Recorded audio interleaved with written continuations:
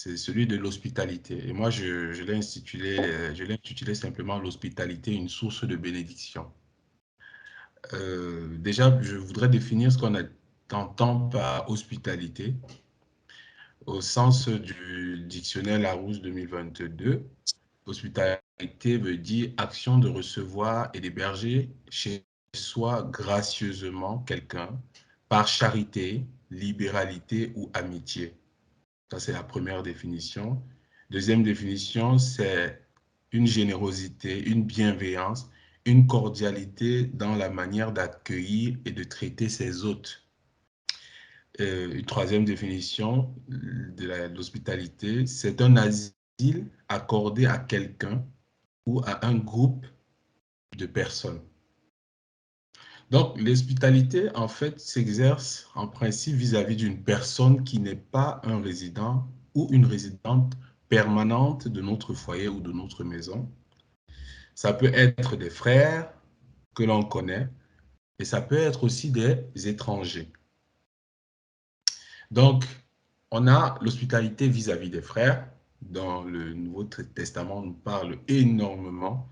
Et il y a aussi une hospitalité vis-à-vis des étrangers. D'abord, l'hospitalité vis-à-vis des frères et des sœurs. On peut se rendre compte en la lecture du Nouveau Testament qu'il y a énormément de versets qui nous conduisent dans l'hospitalité vis-à-vis des frères et des sœurs. Il y a par exemple Romains chapitre 12, verset 13, qui peut nous dire que pour voyer aux besoins des saints, exercer l'hospitalité. Donc, on montre ici comment l'hospitalité, en principe, est à la fois liée à la fraternité et au fait de pourvoir aux besoins de ceux qui n'en ont pas. Donc, ça rejoint la deuxième définition d'hospitalité que j'avais donnée tout à l'heure. Et il y a aussi 1 Timothée chapitre 5, verset 10. Il y a énormément de versets, j'ai juste trié sur le volet. 1 Timothée chapitre 5, à partir du verset 10, qui dit «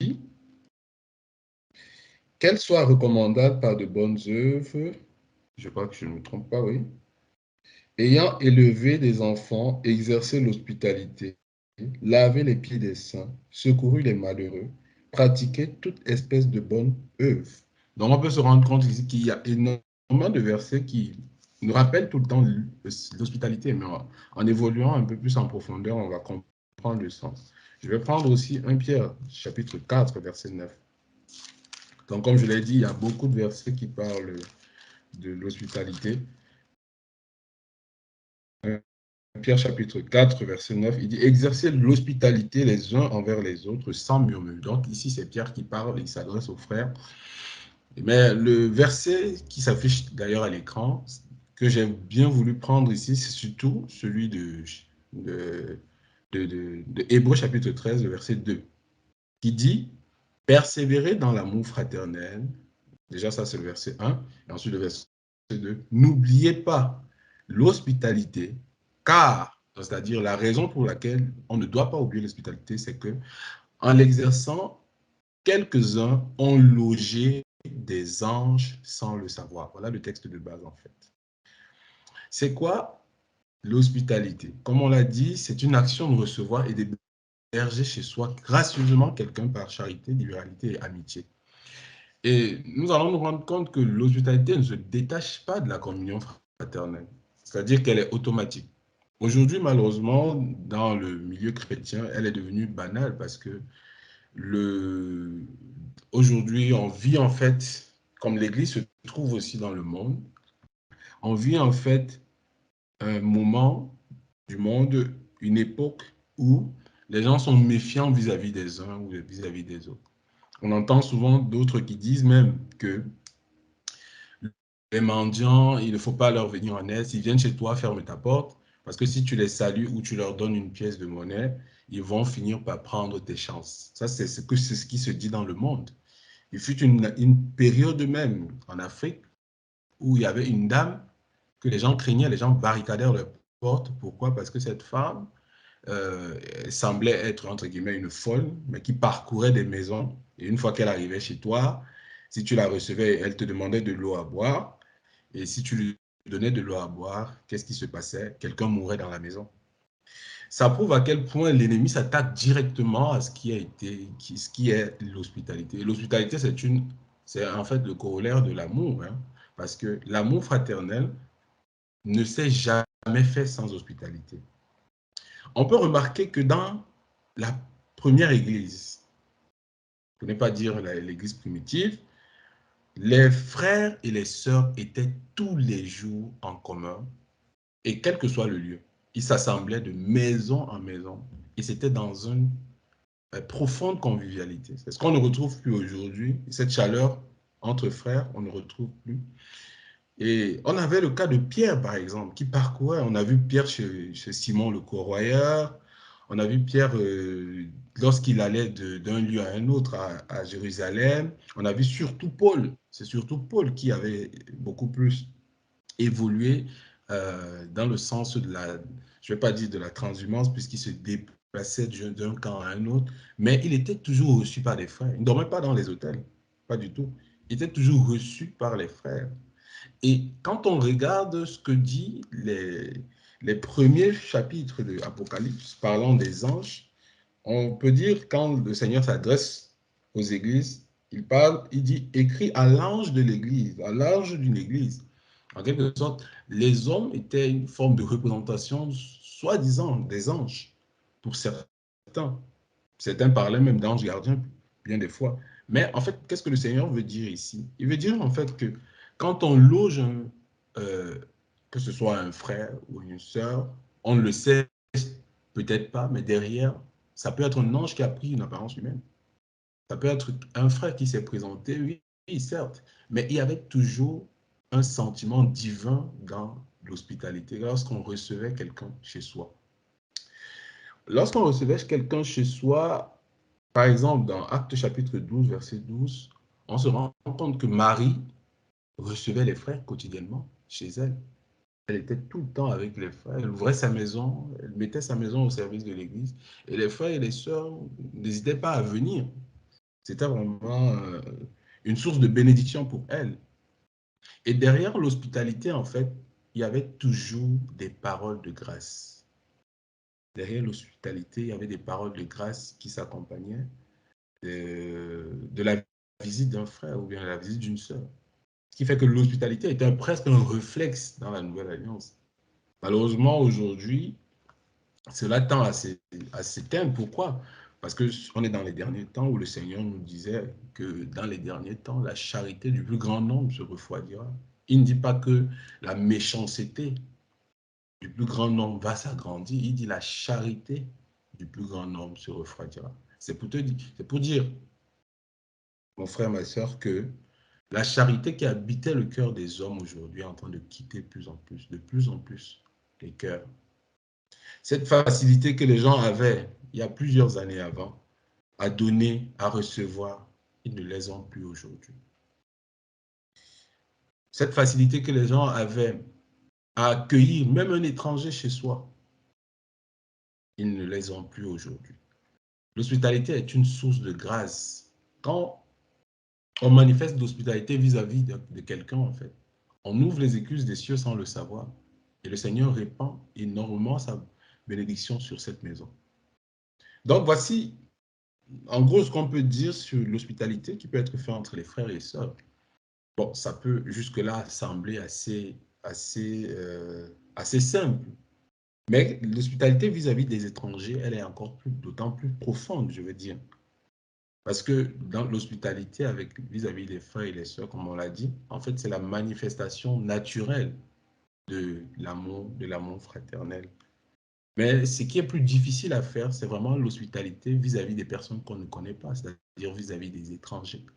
Parce que vis-à-vis des frères et des sœurs, ça pourrait sembler beaucoup plus simple et monotone, même si aujourd'hui, c'est réduit à toujours été au centre de l'Église.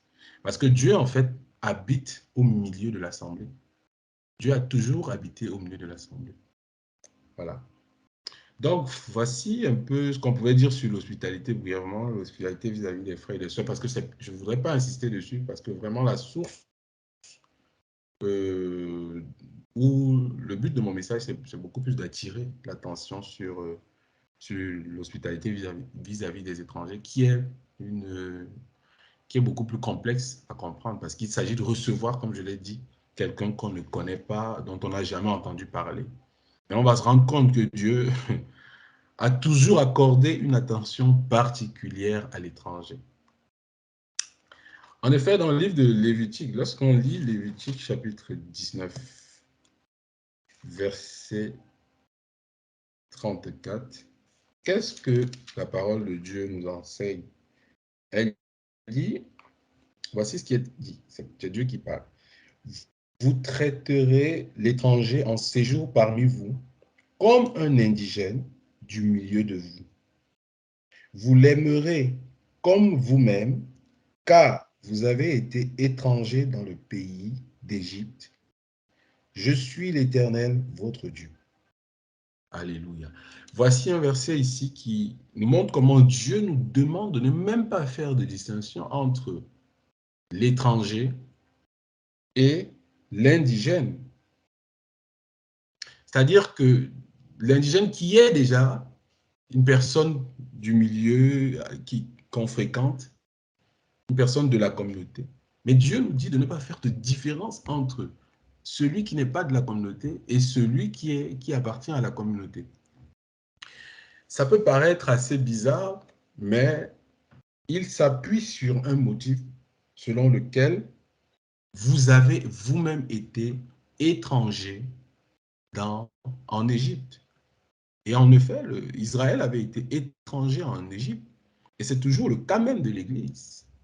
Nous sommes étrangers sur cette terre, nous sommes voyageurs sur cette terre. Et c'est pour ça que la Bible dit, bien-aimés, je vous exhorte, vous, étrangers et pèlerins sur la terre. C'est Pierre qui parle. Et plusieurs versets vraiment confirment ça, parce que nous ne sommes pas appelés à demeurer sur ce lieu. Donc pourquoi nos cœurs seraient attachés à notre maison à tel point que nous pourrons recevoir quelqu'un? Il y a ce motif important, même s'il ne devrait pas être en fait le but pour lequel on reçoit une personne, c'est que plusieurs, en recevant des gens chez eux, ont logé des anges sans s'en rendre compte. Et nous voyons ici la considération que Dieu a pour l'étranger. L'étranger, ça peut être un passant, ça peut être même un fou qui vient vous demander de l'eau à boire. C'est une source de bénédiction pour votre foyer. Sans le savoir, la parole qu'il va vous le lâcher avant de s'en aller peut être la parole que vous attendiez depuis pour déclencher une bénédiction dans votre maison, pour briser un blocage qui demeurait encore là et qui entraînait la confusion. Et l'hospitalité, c'est quelque chose qui s'exerce de manière naturelle, avec beaucoup d'amour, lorsqu'on est rempli de l'amour de Dieu, bien sûr. Dieu poursuit toujours dans l'Ancienne Alliance, dans Exode chapitre 22. On voit toujours comment Dieu manifeste une certaine considération vis-à-vis de l'étranger. Pourquoi? Mais pourquoi Dieu aime tant l'étranger? Il dit, Exode 22, verset 21, il dit, « Tu ne maltraiteras point l'étranger et tu ne l'opprimeras point, car il reprend encore la même raison, vous avez été étrangers dans le pays d'Égypte. » L'amour que Dieu a pour son peuple veut en fait que son peuple soit en retour dans une bonne relation, non seulement vis-à-vis de lui-même, c'est-à-dire les frères entre eux, mais surtout vis-à-vis de l'étranger. Et c'est pourquoi Jésus nous dit d'aimer nos ennemis. Parce que nos ennemis ne sont pas nos amis, ne sont pas du commun d'entre nous, puisque nous sommes frères. Et le Seigneur nous dit d'aimer nos ennemis. Et qu'est-ce qu'il dit? De telle sorte que même si ils avaient planifié du mal contre vous, qu'il y ait des charbons ardents quand vous leur faites du bien, qui se déversent sur leur tête. Il y a toujours une bénédiction derrière l'hospitalité, en fait. toujours une bénédiction derrière la bienveillance, la cordialité, derrière le plaisir qu'un homme a à recevoir quelqu'un chez soi, chez lui. Et Exode chapitre 23, verset 9 poursuit également dans le même sens, en disant ceci.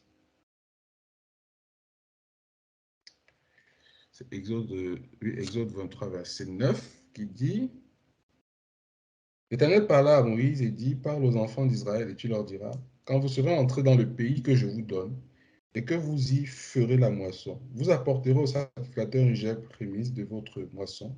Il la agitera d'un côté, de côté et de l'autre la gerbe devant l'Éternel, afin qu'elle soit agréée.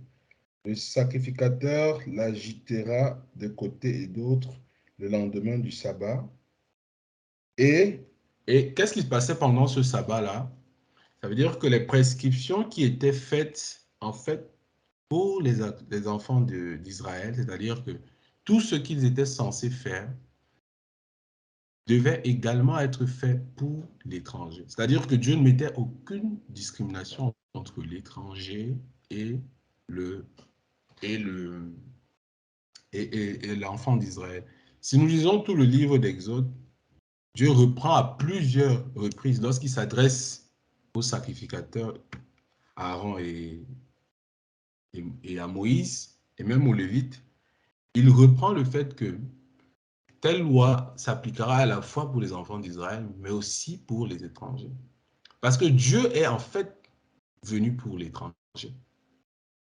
L'amour que nous manifestons vis-à-vis de l'étranger est une source à la fois de bénédiction pour nous, mais aussi de bénédiction pour celui envers qui il est manifesté, c'est-à-dire celui qu'on considère comme étranger de notre maison.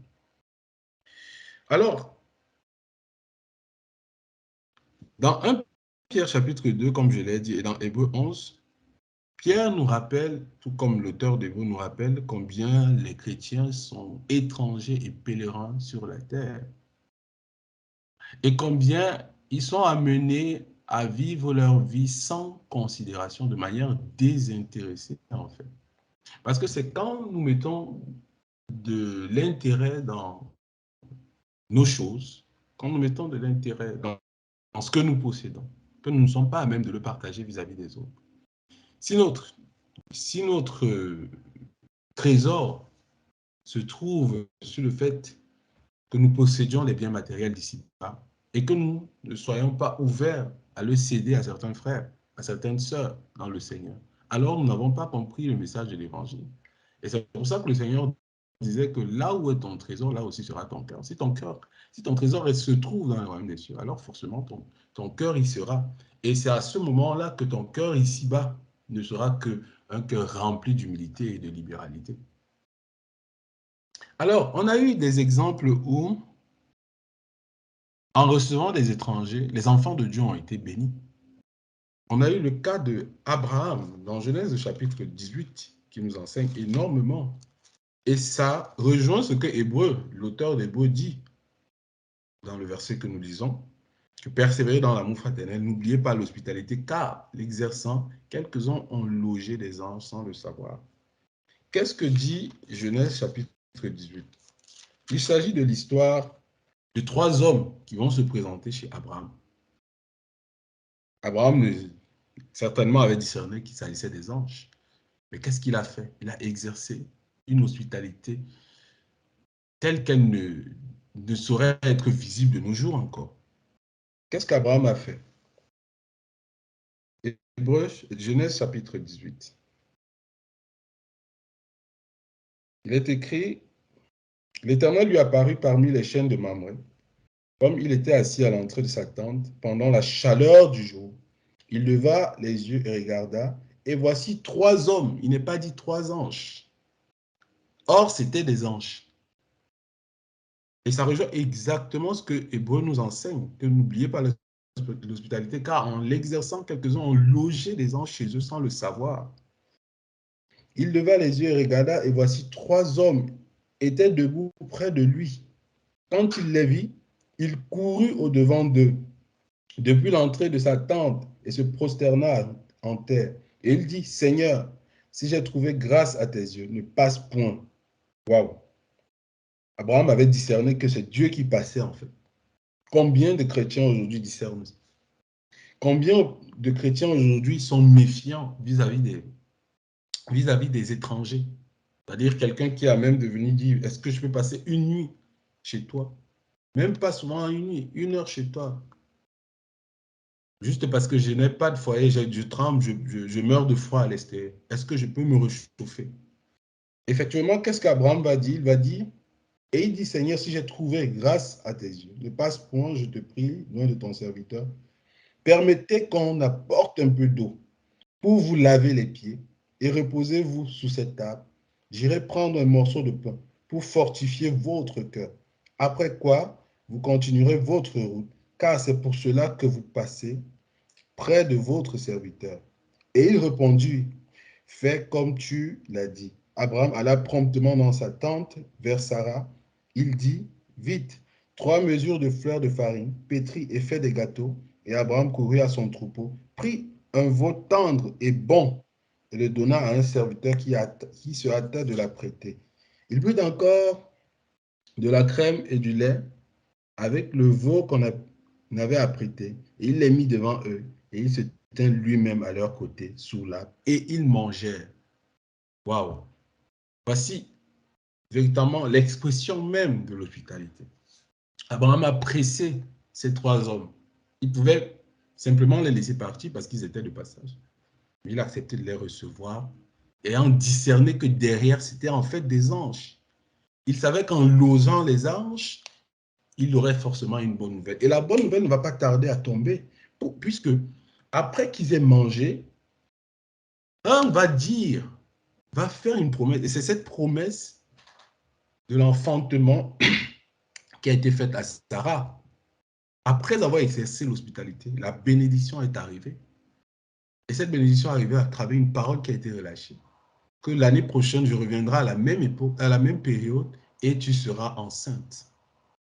Waouh, voilà une promesse, une bénédiction qui est arrivée après avoir exercé l'hospitalité. Donc, l'hospitalité est véritablement une source de bénédiction. Elle est aussi une source de bénédiction en ce sens que l'hospitalité peut te délivrer. Délivrer de quoi? Délivrer du péché. Plusieurs, en logeant des gens chez eux, ont écouté le message de l'évangile et ils ont été sauvés. Et c'est à l'image de ce qui s'est passé aussi avec Lot et les 2 anges. Dans Genèse chapitre 19, qu'est-ce que Lot a fait? Mais ici, il est fait mention des anges plutôt que d'hommes. Mais Lot a été délivré d'un jugement divin. Et c'est la même chose aujourd'hui. En fait, l'hospitalité peut être comprise à l'image du message de la foi, de l'évangile. Parce que l'hospitalité se présente comme un canal pour recevoir Jésus dans nos cœurs. Et nous verrons ça à la fin. Mais on va prendre d'abord l'exemple de Lot et des 2 anges. Dans Genèse chapitre 19, il est écrit, les 2 anges arrivèrent à Sodome sur le soir, et Lot était assis à la porte de Sodome. Quand Lot les vit, il se leva pour aller au-devant d'eux. C'est toujours celui qui accueille, qui se lève pour faire le premier geste. Il se leva pour aller au-devant d'eux, et il se prosterna la face contre terre. Puis il dit, voici mes seigneurs, entrez, je vous prie, dans la maison de votre serviteur, et passez la nuit. Lavez-vous les pieds, vous vous lèverez de bon matin, et vous poursuivrez votre route. Ils ont refusé, ils dirent, non, répondirent-ils, nous passerons la nuit dans la rue. L'autre avait discerné que c'était ceux qui étaient venus pour son salut. Il y avait une bénédiction qui les accompagnait, qui les accompagnait derrière. Et cette bénédiction, c'est quoi? C'est que lorsque les hommes de Sodome sont venus et ont pressé l'autre pour pouvoir prendre et abuser des étrangers qu'il avait reçus chez lui, l'autre même a été prêt à sacrifier ce qui était cher, juste en exerçant cette hospitalité, parce qu'il avait discerné que derrière, c'était le salut de Dieu pour sa vie. C'était des anges qui étaient en train de visiter sa maison. Il a même décidé d'envoyer ses filles vierges. Il a même proposé d'envoyer ses filles vierges. Et quelque temps après, ce sont ces anges-là qui ont fait sortir Lot de Sodome et Gomorrhe qui était voué à la destruction. Donc, comprenons vraiment combien ce principe de l'hospitalité aux yeux de Dieu est tellement important parce que le simple merci qu'un enfant pourrait vous donner serait une bénédiction pour toute une vie. Un enfant qui a soif, qui viendrait cogner à votre porte. Maman, papa, s'il vous plaît, j'ai soif, est-ce que je peux avoir de l'eau? Certainement, c'est un ange que vous ne savez pas. Les anges prennent énormément de formes. Énormément de formes. Ils se manifestent auprès de nous sur cette terre par diverses formes. Ça peut être une grand-mère qui se présente. Vous ne le savez pas. Ça peut être même ton ennemi qui se présente chez toi. Mais une personne va juger par des paroles mauvaises. Il y a parfois des gens qui arrivent à l'improviste et que le repas de midi est en train d'être préparé. On se rend souvent compte que la mère vient s'asseoir ou bien le père vient s'asseoir et il tape un peu les commentaires avec celui qui est venu les visiter, essayant de vraiment vouloir couper court afin que la personne s'en aille et conserve le repas de midi. Or, c'est une bénédiction qu'une personne vienne au moment où vous êtes en train de vouloir servir le repas. Il peut peut-être prononcer une prière et être guidé à bénir la maison et la maison est bénie. Rahab, la prostituée, elle aussi avait compris ça. Dans Josué chapitre 2, on peut se rendre compte que Rahab, la prostituée, au verset 12, avait reçu des espions qui venaient en éclaireur auprès de la ville de Jéricho. Et Rahab, la prostituée, dans le verset 12, dira, « Et maintenant, je vous prie, jurez-moi par l'Éternel que vous aurez pour la maison de mon père, puisqu'elle avait reçu des étrangers chez elle, au prix de sa vie, parce que on pouvait l'accuser de trahison, il pouvait même la tuer. Mais Rahab a accepté de les héberger chez eux, reconnaissant par la foi. Et le livre d'Hébreux, chapitre 11, parle de Rahab comme une femme de foi. Elle a eu par la foi. Voilà comment la foi est une ferme assurance vraiment des choses qu'on espère. Une démonstration de ce qu'on ne voit pas. Elle ne voyait pas, elle avait juste entendu parler de ce Dieu-là, de ses exploits, mais ne l'ayant même pas encore vu, elle le glorifiait déjà. De telle sorte que quand les étrangers sont venus, elle a eu le discernement pour savoir que véritablement, voilà, son salut était arrivé. Et elle leur a fait jurer, et ils leur ont fait jurer à Rahab aussi. Ils ont dit que voilà, il fallait juste que tu attaches un, un, un vêtement cramoisi, ce qui est la symbolique en fait du sang de l'agneau versé en Égypte qui était placé sur les linteaux lorsque l'ange de la mort passait. Pour épargner les premiers-nés des enfants d'Israël, Dieu avait demandé que sur les linteaux de chaque porte soit peint avec la marque du sang d'un agneau qui avait été tué, soit peint, que ceux-ci soient peints de rouge, de telle sorte que lorsque l'ange de la mort passerait, que les enfants d'Israël soient épargnés. Et ce fut le cas. Lorsque Rahab a mis ce signe, après la chute de Jéricho, Rahab a été sauvée, elle et toute sa famille. Et ça rejoint ce que Actes chapitre 16, 31 dit. Crois au Seigneur Jésus et il viendra et il te sauvera toi et toute ta famille. Le Seigneur Jésus est étranger de nos cœurs lorsqu'ils baignent encore dans le mal. Et c'est pour ça que la Bible parle des pécheurs, des païens, comme des gens étrangers à la vie de Dieu. En fait, Jésus, lui, est étranger de nos cœurs lorsque nous ne le connaissons pas. Et nous verrons à la fin ce qu'il dit, ce qu'il a dit, qui rentre en droite ligne avec ce que le livre d'Hébreux, chapitre 13, verset 1 à 2, nous enseigne ce soir. Donc, voilà aussi le cas de Rahab, la prostituée, qui a reçu des gens, qui a exercé l'hospitalité et elle a été bénie. On a le cas de la veuve de Sarepta.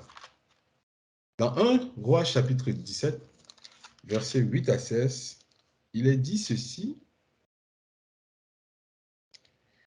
Alors la parole de l'Éternel lui fut adressée en ces mots. À Élie, c'est Dieu qui parle à Élie.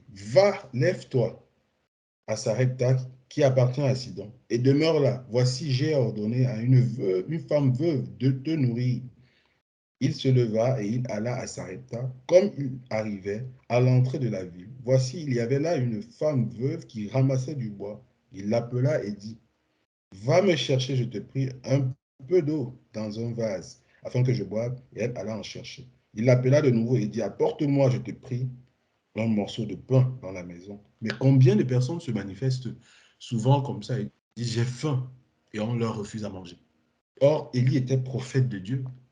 Peut-être cette femme ne le savait pas, elle n'avait peut-être jamais entendu parler d'Élie. Et elle répondit, l'Éternel ton Dieu est vivant, je n'ai rien de cuit. Je n'ai qu'une poignée de farine dans un pot et un peu d'huile dans une cruche. Et voici, je ramasse 2 morceaux de bois. Puis je rentrerai et je préparerai cela pour moi et pour mon fils. Nous mangerons, après quoi nous mourrons.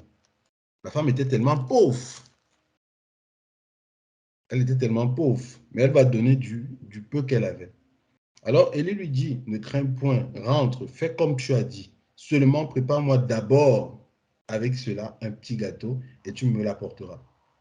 On imagine aujourd'hui comment le chrétien dirait, je n'ai rien à manger et toi tu viens chez moi pour me faire quoi?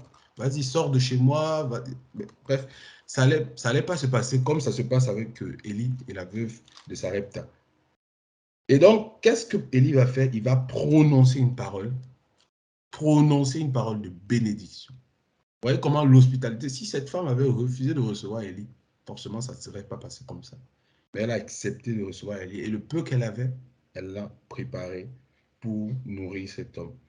Car ainsi parle l'Éternel, c'est Élie qui dit, le Dieu d'Israël, la farine qui est dans le pot ne manquera point, et l'huile qui est dans la cruche ne diminuera point, jusqu'au jour où l'Éternel fera tomber de la pluie sur la face du sol. Et elle alla, et elle fit selon la parole d'Élie. Et pendant longtemps, elle eut de quoi manger, elle et sa famille, aussi bien qu'Élie. Waouh! Elle a été bénie pendant longtemps, juste parce qu'elle a exercé l'hospitalité envers un étranger qu'elle ne connaissait pas. Vous voyez comment, mes frères, mes sœurs, c'est tellement important de manifester l'hospitalité aux yeux de Dieu. Plusieurs loges des anges sans s'en rendre compte. Et cette parole est digne d'être reçue, d'autant plus que Jésus lui-même, qu'est-ce qu'il avait dit dans Matthieu chapitre 10 lorsqu'il envoya ses disciples en mission? Jésus, en envoyant ses disciples en mission, leur donna des prescriptions. Comment ils devaient séjourner chez les gens et ce avec quoi ils devaient aller vers les gens. Il leur a dit, à partir du verset 11 au verset 15, Matthieu chapitre 10, il dit, dans quelques villages ou villes que vous entriez, informez-vous s'il se trouve quelques hommes dignes de vous recevoir. Il fallait que les gens soient dignes. Est-on digne aujourd'hui de recevoir des gens chez nous? Est-ce que, aux yeux de Dieu, dans le quartier où tu es, dans la bourgade où tu te trouves, dans la ville où tu te trouves, tu es ce type de personne qui est digne de recevoir les gens chez nous? C'est une question que nous devons nous poser certainement ce soir. Digne de recevoir même des étrangers, surtout des étrangers. Et il dit, et demeurez chez lui jusqu'à ce que vous partiez. En entrant dans la maison, saluez-la. Et si la maison en est digne, que votre Père vienne sur elle. Mais si elle n'en est pas digne, que votre Père retourne vers vous. Et cette bénédiction n'est que pour les gens qui ont le cœur exercé à l'hospitalité, à recevoir des personnes. Et nous voyons comment le Seigneur disait, des personnes dignes de vous recevoir. Et Jésus nous a aussi raconté la parabole du Samaritain dans Luc chapitre 10, verset 25-37, bien que cette parabole ne nous montre pas un Samaritain qui ait reçu quelqu'un chez lui.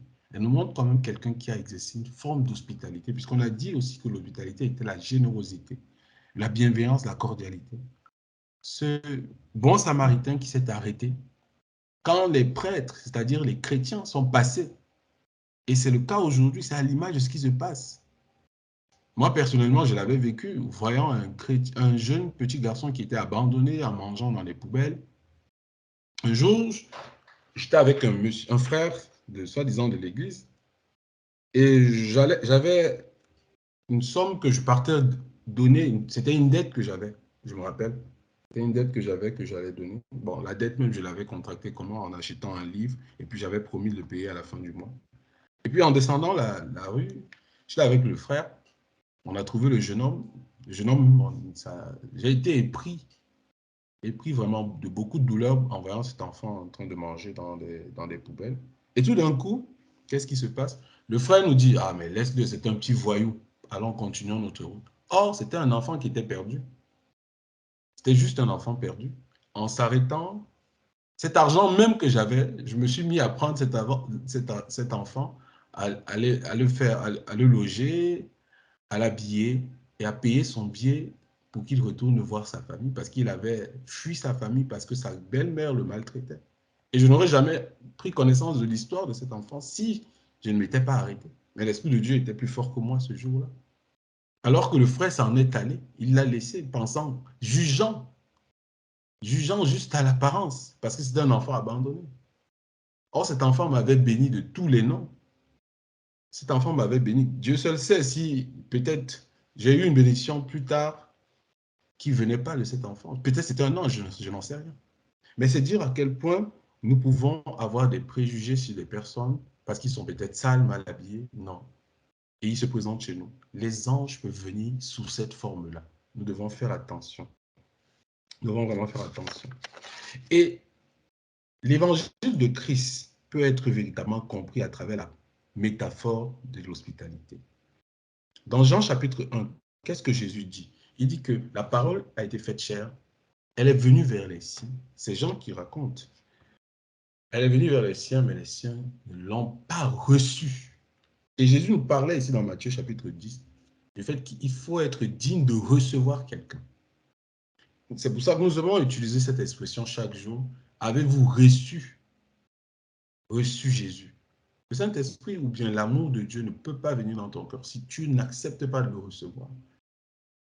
Et c'est ça, Dieu étant étranger à notre cœur, à notre vie, nous-mêmes étant étrangers à la vie de Dieu, Jésus vient dans Apocalypse chapitre 3, verset 20, il vient comme un étranger, il frappe à notre porte. Il dit, voici, je me tiens à la porte et je frappe. Je me tiens à la porte et je frappe, tout comme l'étranger. Donc, vous voyez qu'il est difficile de détacher l'hospitalité de la vie chrétienne.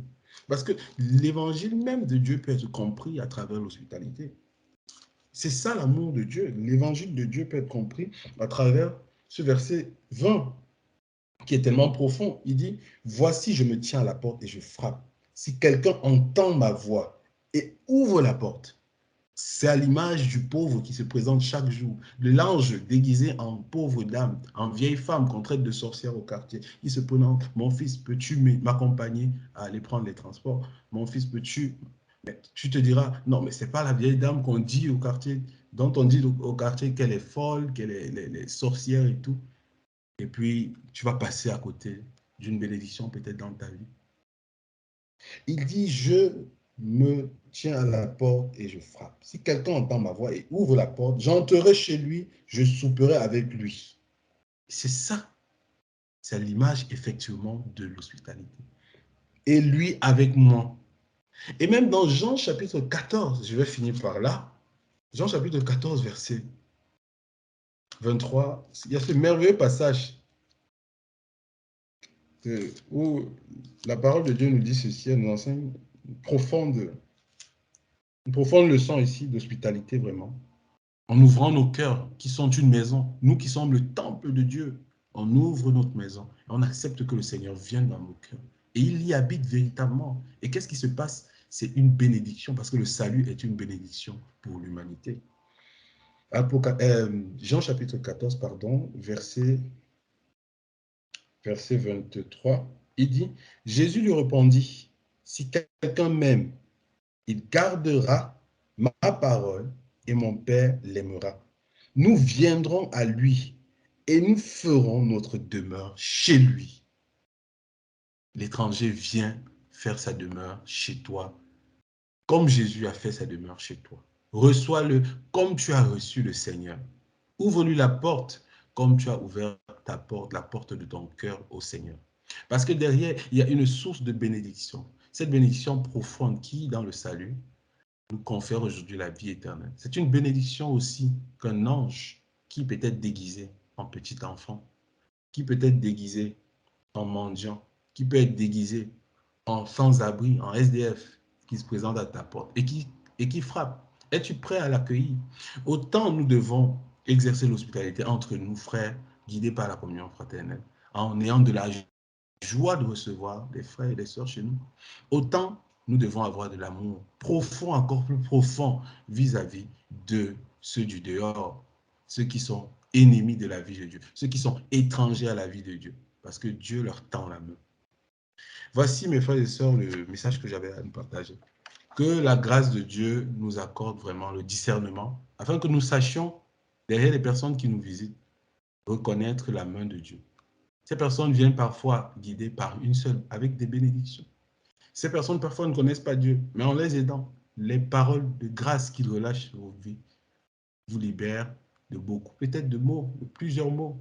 Et même si rien ne se passe, mais juste le seul fait qu'on vous dise, et ma mère me disait toujours ça, le seul fait que quelqu'un te dise merci, c'est beaucoup. Et ça fait de la joie au cœur. Ça fait de la joie au cœur d'écouter ça, de faire du bien.